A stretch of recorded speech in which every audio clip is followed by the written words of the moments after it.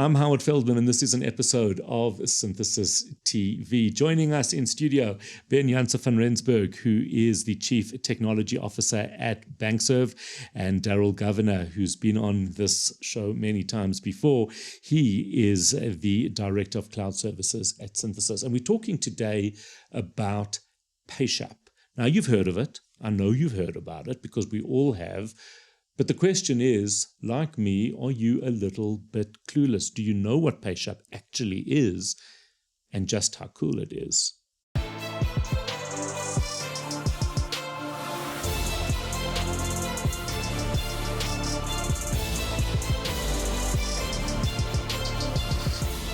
This is Synthesis TV, keeping you on the edge of technology and business. Gentlemen, welcome. Thank you. And thank you for having me. So PayShap is something that banks have started to work on probably about 5 years ago. Mm-hmm. It's aligned with the SARB Vision 2025 goals, which is mainly focused on including financial inclusion, creating a payments system where you don't need to know somebody's bank account, where money moves instantly between parties. It's been a long journey, but it did go live last year, March. And the uptake has been decent. It's not what you've seen in other real-time payment systems like in Brazil, where they have PIX, where if I tell you the numbers, it's crazy. It's like 3 billion transactions a month. So we are still growing slowly, but creating awareness, making sure people understand what it is, what pops up in their banking app. That's what it's all about. Because when I go into my banking app, I see it. It's got a, it gives me that ability. Yes. But maybe if we don't understand what it is, then probably it's a bit scary because we're always a bit nervous of these things, right? So what is it? What does it allow me to do? What PayShap does is it allows you to register a PayShap ID. So instead of then giving somebody your bank account details and your branch code and where you bank, you potentially just give them your cell phone number. Okay. Or give them your full PayShap ID, which will be your cell phone number at, and then where you bank. So typically it would be something like cell phone number at FNB or cell phone number at wherever your bank is. That way you would then be able to pay that person and they'll immediately receive funds. So it's an instant solution. It has to complete within 10 seconds. You know whether it worked or not. So it's not like you do the payment and you don't know. Right. Both parties know about it. And it's a model that's been, we're following a model where real-time payments has been really a big player in the rest of the world in financial inclusion. So specifically India and Brazil PIX. And it just changes that need for cash. So it needs to be as trusted as cash, as reliable as cash, but using electronic mechanisms. So in other words, where I would need to do, if somebody needed the money immediately, an immediate transfer, maybe pay a little bit extra for that, this would really eliminate that, wouldn't it? Yes and no. It's still a commercial offering. So the banks will still potentially charge depending on the banks. And if we look at the current structures, a lot of the low value payments are free, which is really good.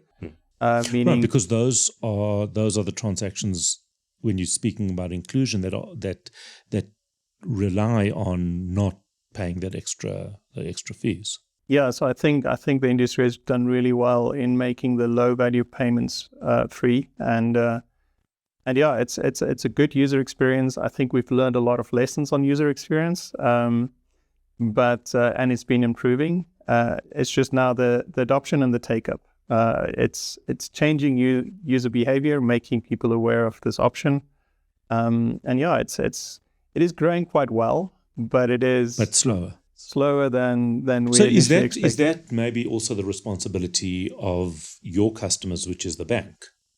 Should the banks really be assisting their clients, educating their clients about PayShap? Yeah, I think it's a multi-pronged approach, right? So I think it's everybody, in the ecosystem needs to inform their different parties. So that's definitely an important aspect of it. But also what you would find in some of the other jurisdictions. I mean, I heard an interesting quote this week. If you go to the average person in Brazil, they know what PIX is. If you go to the average person in India, they know what UPI is, or the UPI ID is. In South Africa, we have to, get to that level. And that's not necessarily just dependent on one or two, organizations. It's more of a bigger play.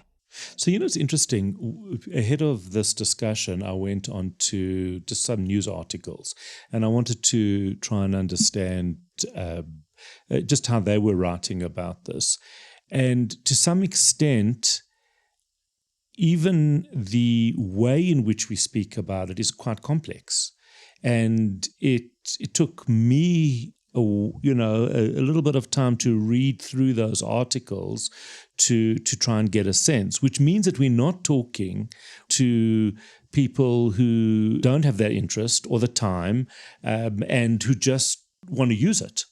So maybe it's the language around it. I don't know if that is the case or not. No, I think everybody in the payments field think everybody else knows what we know. So you just go like, hey, this is easier. You don't have to use your bank account. You don't have to use your branch. You can just pay to this PayShap ID. And I think, making that journey quicker and faster and easier will be very important. Another feature that we are focusing on that we find in all the other markets is QR codes. So we will be launching our QR code specifications this year. And hopefully there'll be adoption, and then you'll drive the acceptance market, which is critical to drive usage. It's interesting because around the world we see QR codes being used much more than in South Africa. Darryl, are you seeing QR codes here? Obviously we all know them, we all use them, but compared to what we see around the world?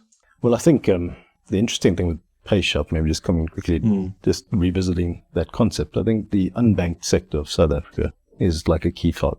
So how do we get them to leverage PayShap, which requires them to obviously be banked with one of the, and I think you're up to 10 banks at the moment that participate in PayShap, and obviously onboarding more and more. Yeah, because as long as somebody says, if I'm paying somebody and they say, just use this, then once or twice and I'm done, and it becomes normal. Yeah. So, but you need a driver there, and that's what you're saying, that you need somebody a customer to drive it, and then we'll do it. You need those prerequisites, like having a bank account. I don't know if that's been, like, how do you address that particular problem? Like, how do you address that market where it's a case of they don't have necessarily a bank account to facilitate a PayShap transaction? Yeah, we have an interesting situation in South Africa where we have what we call underbanked. Yep. So we have I think it's more than 80% banked population, but you would find that they don't use their bank account. So they would just get the money, like a SASSA payment, get the money,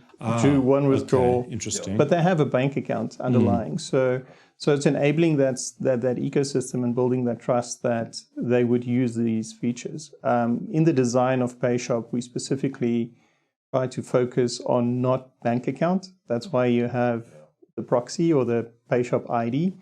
And that was to allow any legal store of value to be part of the ecosystem. And if you look worldwide, wallets are really growing. So it is a mechanism to connect wallet ecosystems in the long run, as long as it's legal stores of value. So it's been designed with that in mind. Hopefully that will then, come to fruition. And should help adoption, I imagine. Definitely. I think acceptance is also a big thing. I've been to India.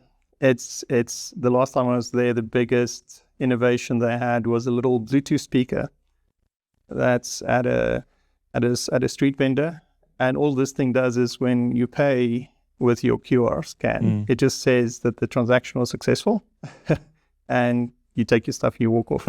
and the reason they did that is they found that the guy sitting there at his little shop had to always watch his phone.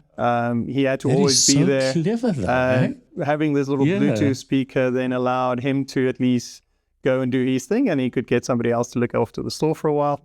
So Right, but you don't want it to say insufficient funds across the whole neighborhood, right? So that whole acceptance mechanism is important. Even if you go into like a Burger King or something and you take out cash, they immediately ask you, listen, don't you have Google Pay? Or they call it Google Pay or, Paytm or something else. Because they just don't like cash. It's so interesting because we do have such a sophisticated banking system in South Africa, but there's still the street vendors, taxis, so many segments of our economy that still are relying on cash. And this is exactly what is needed. And I just wonder what the trigger will be, and maybe it is QR codes, what that trigger will be to get South Africans to start doing this. I mean, I actually wrote an article about this a few months ago, is I don't carry cash anymore at all. But if I go to a place and there happens to be a car guard, I find myself like leopard crawling through the thing because I'm so embarrassed. I really do want to give the guy something, but I don't have anything anymore. But I would love to be able to take my phone and say, here, click, and then get into my car. That actually happens in India, right? You actually tip people using UPI. So it's a valid use case. How do they do that? Well, they have a QR, right? So that's what it is, right? So or they'll have their phone and then they'll just and then you'll pay them. So it is actually a valid use case. And I feel the same way. I also never have cash on me. So I have that same experience. And I've tried to, car guards where I often go to, I'll try to introduce them to PayShap and say, listen, do you have a PayShap account? And then... that's like, if I just don't give me the money, just go. And then we haven't got time hopefully they know what it is and then I can just pay them. But yeah. But is there an adoption or is it too complex at this stage still? The adoption is moving. So a lot of the volume that we're seeing currently is migration from our RTC rail, which is our old real-time clearing system that launched in 2006.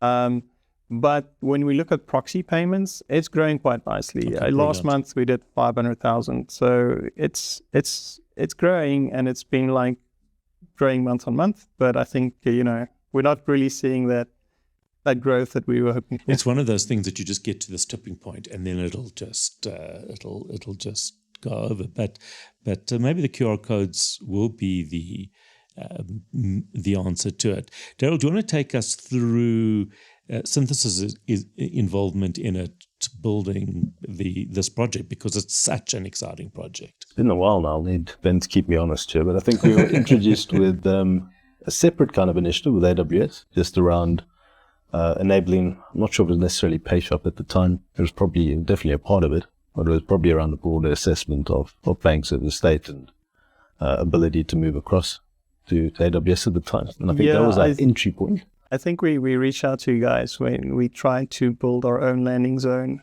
and then tried one of the banks to connect to us, and they said no ways. And we said, okay, cool, we need help. But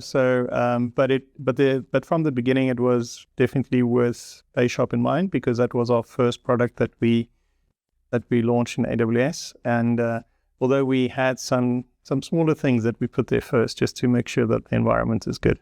So Ben can speak to why they picked cloud in particular in AWS. Because that was a decision, right? Going cloud. Yeah, we were quite fortunate to be along for that ride because it was quite interesting. Yeah. At the time, obviously not 100% sure what we were getting ourselves into, and found out very quickly, well, this is pretty complex and pretty airy. Hasn't been done before, which was really exciting as well.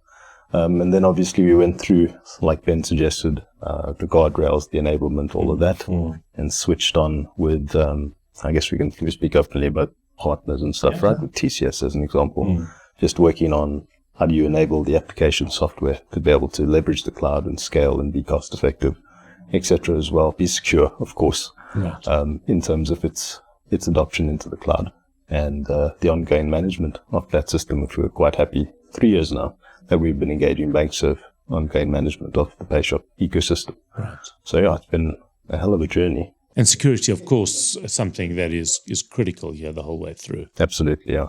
But we went through quite rigorous control mechanisms, obviously, with the banks and testing cycles to make sure that everything was in place. And I think pretty much at this point it is fairly straightforward to be able to onboard these new next cohorts of banks, etc. Well, that's what it sounds like. It sounds to me like this. It's this incredible environment that's been built, which has been adopted. Obviously, there's still new iterations, new modifications and developments, but the foundation, the system is tremendous. I think, well, I'd love to hear Ben's feedback as well, just around how it's scaled and Well, not the if he actual doesn't agree requirement. with that. Yeah, then we cut it out of the video. Yeah, Exactly. Well, yeah. So I mean, our main purpose for going to cloud is the difficulty to scale on-prem. So we're a strange company. I like to say that we connect giants. We're quite a small company, connecting some of the largest institutions in the country. So, and we don't necessarily always control the market forces. An example was when SASO payments suddenly came through us in 2013, and we felt the difficulty in scaling. So cloud was a good option to make sure that regardless of the volumes, you will be able to react and react quickly. If you look at other markets, if you have that moment, that tipping point, you don't want the system to not keep volumes, up. Because if we want to democratize payments and bank usage, it's about the numbers. It's about so many. It's a huge scale. No, I mean, in India they do something like 7,000 transactions per second. Now they have more people, right? Way more Yes. people. But their traditional back-end systems are struggling to keep up. So. I mean, we're in a position where we're just the center, and we just scale the switching, if you were to say that. But at least we need to be able to do that. If we can't do that, then the entire system will fall flat. So yeah, I think currently on PayShap we're doing around about 10 transactions every second, which is still like small. You're still practicing. But yeah, we're still practicing. Crawl before you walk. Right. But so what's the most exciting thing over the last couple of years? What's your most exciting moment in the PayShap history? For me personally, it was doing the first PayShap transaction when I finally got it on my banking app when we launched. It's so if you work on something for such a long time, it's fun to then actually see it in practice and see it working. So that was quite exciting. It was quite rewarding to finally do that. And then, I'm hoping for the day where I see it being used in more places, right? When we started, I always said I want to be able to buy a banana, from a street vendor, so I'm still looking forward to that. So hopefully that still happens. Yeah. And you, Darryl? I think the launch. So the Bankserv team invited us to the launch party as well, just around, and there's just so much like really positive energy just generated. It's amazing what they're trying to achieve. And yes, the adoption maybe not where Ben and the team might want it to be, but I'm pretty sure that will ramp over time. It will. And then to Ben's point, looking forward in the future, where you just you're walking past in the crowd and you just hear people, in the background, talking about it, using it, etc., that kind of thing. That's something to look forward to, definitely. Yeah. I have to tell you, the first time I went onto my app and I saw it there, to me it was like, wow, this is so cool. This is, it still shows as new in F&B as well. I think some of them still, and it's a tough job, right? It's changing people's behavior where you're used to paying people their account number. Suddenly people then think, okay, but is it going to go to like a cell phone? How does that work? So there's a lot of... I have to admit, the first time I did think that, but like, what is someone going to do with money in their cell phone? Yeah. I didn't really, but as I said, I'm not... I suppose it's an important point. It's a transaction that goes into your bank account. It doesn't go anywhere else. It just goes to your account, which is linked to your PayShap IDs. No, I think this is absolutely phenomenal. And I have no doubt that in a couple of months, and certainly in a year, we're going to be sitting here and and talking about how this has changed the world and really changed people's lives, because it really can. From if you think about it from a security point of view, that people don't need to be, our vendors don't need to be vulnerable in terms of cash. It just eases trade. It gives people the security. I think it's very, very exciting, and I certainly look forward to a time when this is a fully adopted, and it's something that I always feel pride to not only from a synthesis point of view, but also the fact that South Africa is doing this. We really do punch above our category when it comes to so many of these things in terms of the country. And I think it's just phenomenal. So well done to you guys, because obviously these things are never simple and they're never a straight line towards perfect success. But what you've achieved and what I believe will still be achieved is phenomenal. So well done to you. Thanks very much, Howard. I'm Howard Feldman. We've been talking PayShap. This has been an episode of Synthesis TV. Send us your questions, subscribe below, and let us know what else you want to hear. Have a great one.